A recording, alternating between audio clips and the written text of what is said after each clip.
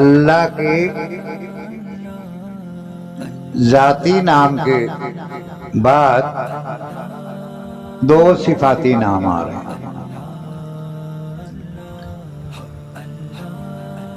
اب دیکھیں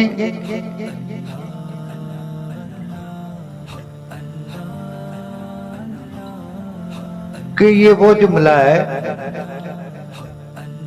حضرت آدم علیہ السلام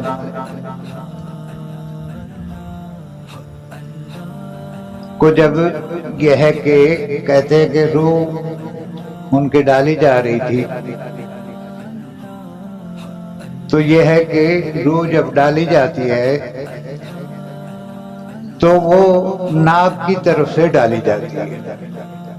اور جب روح نکلتی ہے تو پاؤں کے انگوٹھے کی طرف سے نکلتی ہے۔ تو اب ظاہر ہے کہ جب ہوا بھی ذرا سی تیز آئے اور ناک میں لگے تو آدمی کو چھینک آتی ہے۔ تو اس دوران حضرت آدم علیہ السلام کو چھینک آئی تو انہوں نے یہی جملہ الحمدللہ رب العالمین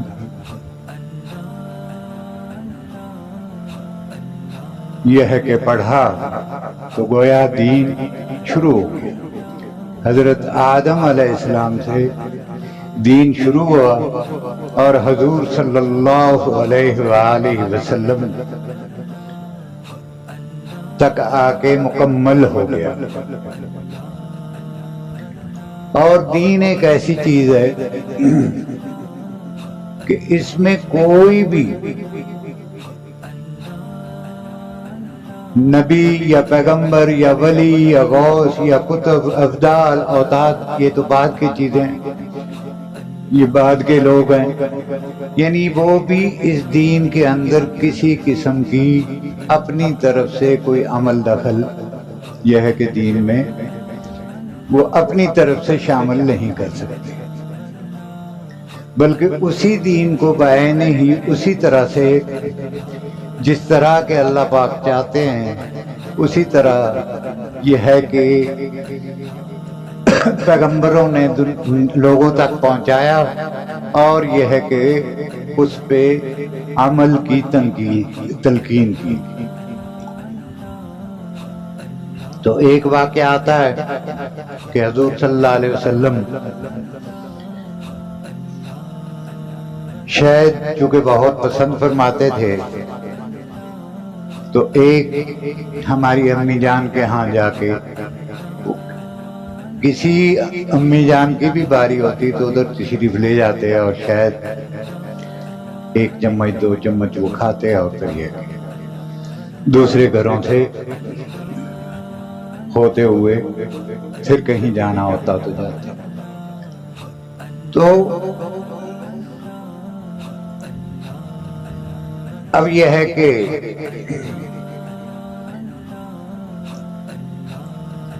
انہوں نے جب دیکھا کہ یہ ہے کہ حضور صلی اللہ علیہ وسلم ہماری کسی امی جان کے بھی گھر ہوتے ہیں تو یہ ہے کہ ادھر ان کے ہاں ضرور جاتے ہیں، تو انہوں نے ایک منصوبہ بنایا کہ ہم حضور صلی اللہ علیہ وسلم سے یہ کہیں گے کہ آپ کے منہ سے بدبو آتی ہے۔ تو وہی جب اگلے دن یہ ہے کہ وہ آپ ہماری دوسری ادھر سے شہد استعمال فرمانے کے بعد ہماری دوسری امی کے ہاں گئے تو وہ کہنے لگے کہ سمجھ نہیں آ رہی آپ کے منہ سے ایسے بدبو لگ رہا ہے آ رہی۔ اسی طرح دوسری طرف گئے تو انہوں نے بھی یہی کیا۔ تو حضور صلی اللہ علیہ وسلم نے یہ ہے کہ طے کر لیا کہ میں آج کے بعد شاید نہیں استعمال کروں گا۔ تو اسی پہ وہی آ گئی کہ اے میرے محبوب، جس چیز کو میں نے حلال قرار دے دیا اس کو آپ اپنے اوپر حرام کیسے کر سکتے ہیں کہ آپ نے اپنے اوپر پابندی لگا لی۔ آپ اس کو یہ ہے کہ کھانے سے یہ ہے کہ الگ ہو گئے، تو یہ آپ نے ایسے کیسے کر دیا؟ تو بہرحال پھر حضور صلی اللہ علیہ وسلم، تو گویا یہ ہے کہ دین کا کوئی معاملہ بھی جو ہے اس میں یہ ہے کہ کسی پیغمبر کو، کسی نبی کو بھی یہ ہے کہ اختیار نہیں ہے کہ وہ اپنی طرف سے اس میں رد و بدل کر دے۔ تو اب یہ دین اور یہ قرآن، آپ یہ دیکھو کہ آج ہم میں سے کتنے لوگ ہیں جو قرآن مجید کو تلاوت کرنے کی پابندی اختیار رکھے ہوئے ہیں، یا قرآن مجید کو پابندی سے پڑھتے ہوں، یا یہ ہے کہ اس نماز کو پابندی سے پڑھتے ہوں، یا یہ ہے کہ ایسا تو اکثر ہو جاتا ہے کہ ہم دین کو دنیا کے لیے چھوڑنے پہ تیار ہو جاتے ہیں، اور اکثر چھوڑ بھی دیتے ہیں۔ مثال کے طور پہ نماز کو ہم عذر کر لیں گے کہ اس لیے دیر ہوگی کہ ہماری دکان پہ گاہک آئے ہوئے تھے، یا میں یہ فلاں کام جو ہے وہ کر رہا تھا اور اس میں مصروف تھا، تو یہ ہے کہ اس لیے میں نماز سے لیٹ ہو گیا، یا یہ ہے کہ میری فلاں نماز جو ہے وہ رہ گئی اور یہ ہے کہ اس کو میں لوٹا رہا ہوں۔ اور دنیا کے کام کو ہم دین کے لیے مؤخر نہیں کرتے، بلکہ دین کے کاموں کو دنیا کے لیے مؤخر کرتے ہیں۔ اللہ پاک ہم سب کو سمجھ عطا فرمائے، دین پہ عمل کی توفیق عطا فرمائے۔ اور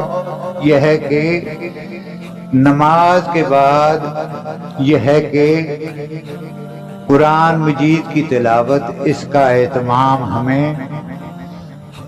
یہ ہے کہ پابندی سے اختیار کرنا چاہیے۔ ایک آیت، دو آیت، ایک رکوع، دو رکوع، یہ لازمی پابندی کے ساتھ یہ ہے کہ ہمیں اس کو پڑھتے رہنا چاہیے۔ اب یہ ہے کہ کچھ لوگوں کو دیکھا ہے کہ ہاں جی میں سورہ یاسین بھی پڑھتا ہوں، میں سورہ مزمل بھی پڑھتا ہوں، میں سورہ ملک بھی پڑھتا ہوں اور پابندی سے پڑھتا ہوں، کہ ہاں بھئی اور تلاوت بھی کرتے ہو۔ یہ تلاوت ہی تو ہے جی۔ اور پھر وہ شکایت کرتے ہیں کہ ہاں جی وہ یہ ہے کہ میرا کوئی بھی کام اتنا کچھ پڑھنے کے باوجود ہوتا نہیں۔ تو دیکھو بھائی، جو ہماری سمجھ میں آیا ہے اور ہماری ناقص عقل میں آیا ہے، وہ اتنا معاملہ ہے کہ آپ اپنی یہ ہے کہ دنیا کے معاملات کے لیے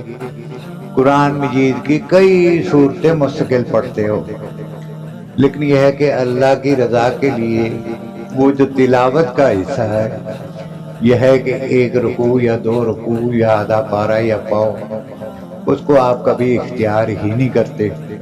تو گویا اللہ کی رضا کے لیے جو پڑھنا ہے اس کو آپ مؤخر کیے بیٹھے ہو، اور اپنے دنیا کے کاموں کے لیے یہ ہے کہ اس کو آپ یہ ہے کہ پابندی سے یہ ہے کہ وہ کر رہے ہو۔ تو پھر سارے یہ معاملے اللہ پاک تو دیکھ رہا ہے۔ جب آپ اللہ کی رضا کے لیے یہ ہے کہ ایک رکوع یا پاؤ یا یہ ہے کہ دو رکوع، جو کچھ یہ ہے کہ وقت میں اثر ہو، اس کی پابندی نہیں کرتے، تو باقی معاملے پھر آپ کے کس طرح سے حل ہوں گے؟ اللہ پاک ہم سب کو سمجھ عطا فرمائے، دین پہ عمل کی توفیق عطا فرمائے، اور باقاعدگی سے قرآن مجید کی تلاوت کرنے کی توفیق عطا فرمائے۔ وما علینا الا البلاغ۔